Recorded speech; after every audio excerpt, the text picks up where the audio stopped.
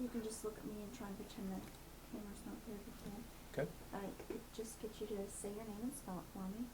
Jason Simmons, Simmons, And it's Jason. Jason. And Lieutenant? Yes. Okay. First of all, let's talk about the Greening Pickens case. What happened, and kind of lead me to where we are now. Okay. Well, about 10 o'clock in the morning on March 22nd, 1966, the body of Judith Greening was found just south of the entrance to Sheridan Swim Club on South 24th Street. Her body was located in a ditch on the east side of 24th Street. She was found to have 51 stab wounds, mainly to her back and neck area, and she was also shot in the lower body with a shotgun. Her roommate, and both ladies lived at 128 South 12th Street in Quincy. Her roommate was reported missing around that same period of time, and officers not only were working at the Greening crime scene, but also attempting to try to locate Miss Pickens. I should say Miss Greening was 22 years of age at the time, and Donetta Pickens was 21. Later that evening at about 9:45 p.m., an off-duty Quincy police officer was in the area of 18th and Grove Avenue and located a vehicle belonging to Miss Pickens parked on Grove Avenue about 50 feet to the east from 18th Street.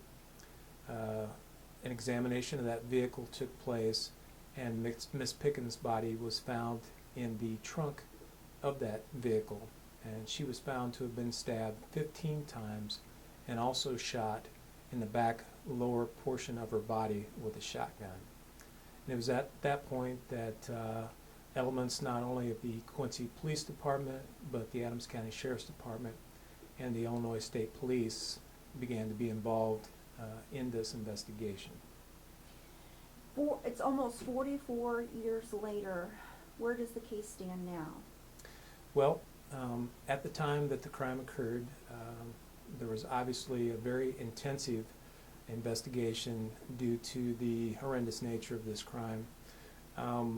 I can tell you that after submitting some evidence that was located not only at both crime scenes, but some other evidence that was collected in Quincy, and just a large number of individuals being interviewed, that April 9th of that year, a neighbor boy, Ronald McCleary, who later changed his name to Ronald Glass, was taken into custody. How old was he at the time? McCleary was 18 years of age, and he lived 2 doors to the south of where the victims lived.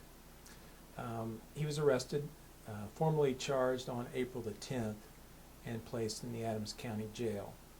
It was at that point then that evidence was sent not only to the Illinois State Police Crime Lab, but also to the Federal Bureau of Investigation to be examined. And prosecution, working in conjunction with these law enforcement agencies, then began to prepare their case in the case against Mr. McCready. Oh, I thought it was McCleary. Did I say McCready? Oh, I'm sorry. that's okay. You're McCleary. correct. Ronald McCleary. It's I'm like sorry. MC, big C, L-E-A-R-Y. MC, capital C, L-E-E-E-R-Y. E-E-R-Y. Yes. Okay. I'm sorry, McCleary. No, that's okay. Now, okay, he was found guilty. Let's talk about Miranda, because people have been telling me about this case that I had never heard about, and the story I got was it was because of the Miranda ruling that came down is why Ronald got off. Is that the case? Well, I can tell you that the Miranda decision was very prominent in the news at that time. The case of Miranda versus Arizona was brought before the Supreme Court February the 28th through March the 1st of 1966. They then came back with a 5-4 decision in favor of Miranda on June the 13th of 1966.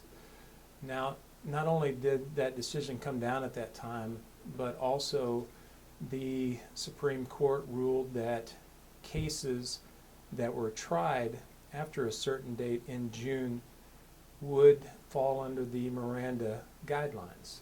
And this particular case, although there were some statements that were taken prior to the Miranda decision coming down and being the law of the land, the fact that this case was not brought before a jury until the third week of June did mean that Miranda did play a role, at least to some extent, in this investigation. There were some statements that were taken that were not brought forth in the prosecution's case, and I believe based on the totality of the information that they were not brought forth because the Miranda decision affected those statements. Interesting. We talked about the difference between, what's the difference between, well, before I go there, I was talking earlier, Los Angeles has the Black Dahlia, and this case kind of reminds me of the Black Dahlia, only there are two, and the body's not mutilated like it was in the Black Dahlia, but this is kind of our local unsolved mystery for Adams County. Mm-hmm. Well, I can tell you that as far as classifications on cold cases, we review our cold cases periodically. Obviously, our intent is to see if there is any new information or if there are any new advances in the field of forensics that would allow us to go in and possibly reopen these cases.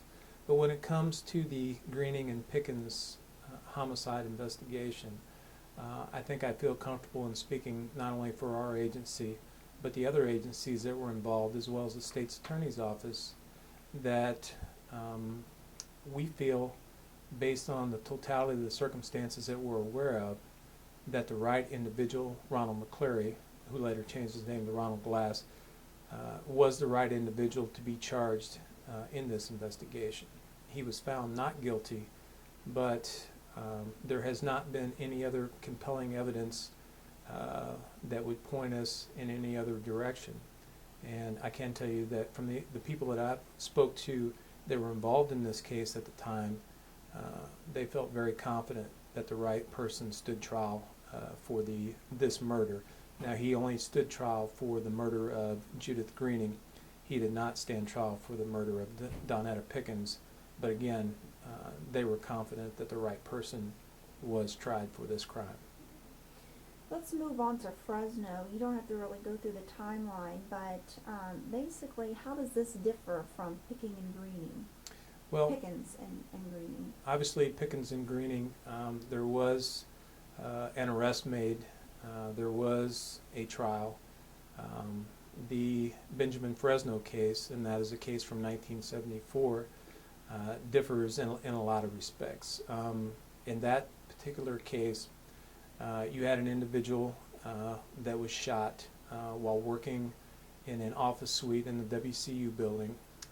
That individual case, the murder weapon was found, located at the scene, but there has never been a prosecution in that case, nor has there ever been, up until this point, information that could directly tie an individual or individuals to that murder. So this is what we would consider to be an open case or an active case. We do look at any new information very strongly that comes in on this case.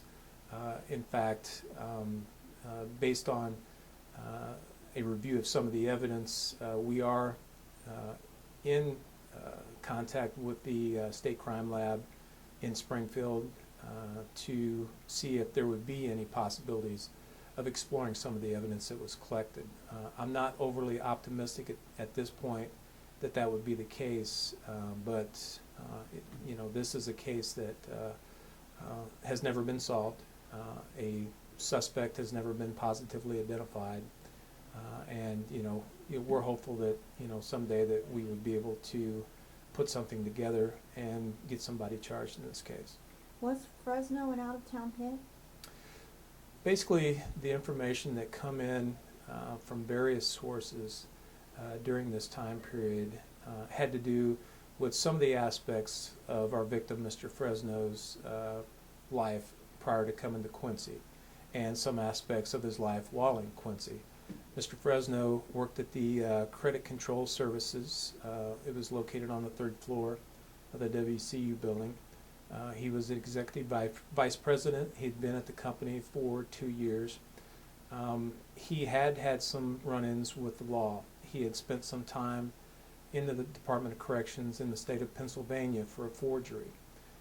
He also had some contacts with some individuals from that area, as well as he was known to have some contacts with some individuals from the Chicago area as well.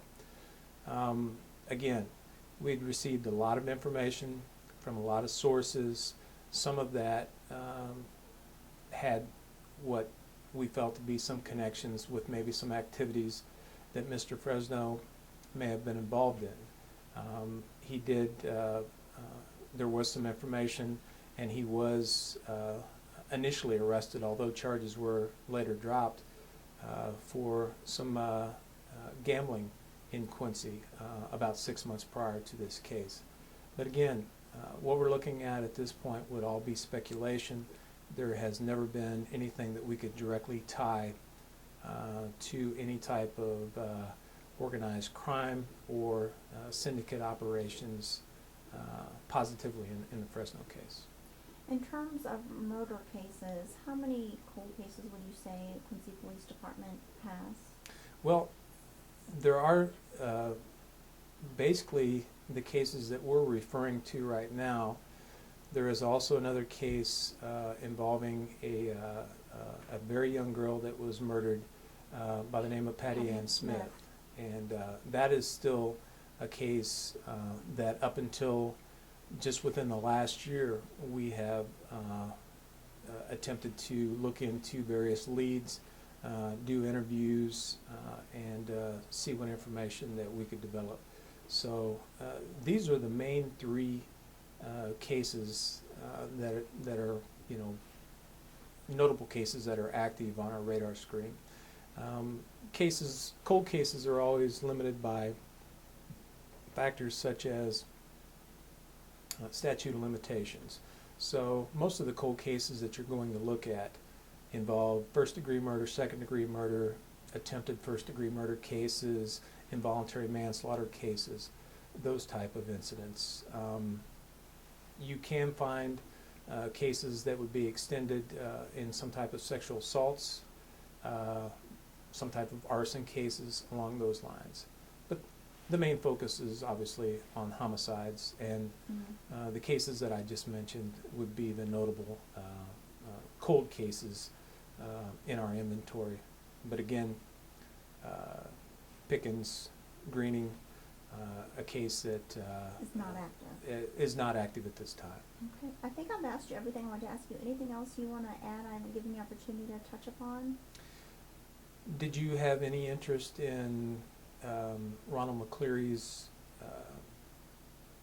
goings on afterwards or anything, or is that the murder that he was convicted of in Decatur or anything along those lines? I'll write that down. What year